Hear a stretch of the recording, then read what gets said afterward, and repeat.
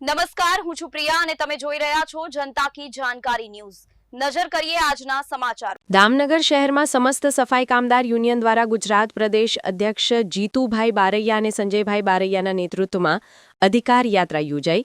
દામનગર નગરપાલિકાના સત્તાધીશો સફાઈ કામદારોનું શોષણ બંધ કરો નહીંતર ખુરશી ખાલી કરોના નારા સાથે વાલ્મીકી વસાહતથી પ્રસ્થાન થયેલ વિશાળ રેલી શહેરના મુખ્ય રાજમાર્ગો ઉપર સૂત્રોચ્ચાર પોસ્ટર બેનર સાથે ધ્યાનાકર્ષક રીતે યોજાઈ। સરકારના લેટેસ્ટ પરિપત્ર મુજબ વેતન ચૂકવો સહિતની બુલંદ માંગ સાથે દામનગર નગરપાલિકા કચેરી ખાતે પહોંચી ચીફ ઓફિસર વીજે ડેર અને પાલિકા પ્રમુખ ગોબરભાઈ નારોલાને આવેદનપત્ર પાઠવ્યું હતું।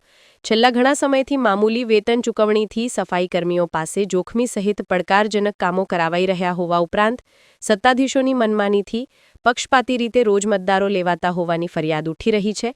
ત્યારે આજે સમસ્ત ગુજરાત સફાઈ કામદાર યુનિયનના પ્રમુખ જીતુભાઈ બારૈયાના નેતૃત્વમાં અધિકાર યાત્રા યોજી પાલિકા તંત્રને આવેદનપત્ર પાઠવી સરકારના લેટેસ્ટ પરિપત્ર મુજબ વેતન ચૂકવણી કરોની બુલંદ માંગ સાથે પાલિકા કચેરીએ અધિકાર યાત્રા પહોંચી સત્તાવાર લેખિત રજૂઆત કરતું આવેદનપત્ર પાઠવી ચીફ ઓફિસર સાથે પરામર્શ કરી ત્વરિત અમલ કરવા માંગ કરી હતી। હમારી માંગે પૂરી કરો, શોષણ વૃત્તિ બંધ કરોના નારા લગાવતા સફાઈ કર્મચારીઓની યોગ્ય માંગ અંગે તંત્રનો હકારાત્મક અભિગમ જોવા મળ્યો હતો। રિપોર્ટ નટવરલાલ ભાતિયા।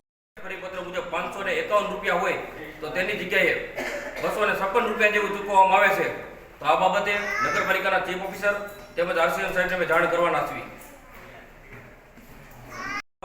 આ લોકોએ જે સેવા આપી છે તેની સેવાનું કોઈ પણ યોગદાન આ નગરપાલિકા જાળવી ન રાખ્યું હોય તો તે બાબતે આજે તમામ સફાઈ કામદારો રેલીના ભાગરૂપે મુખ્ય માર્ગો ઉપરથી રેલી નીકળી અને નગરપાલિકા આવી પહોંચી છે।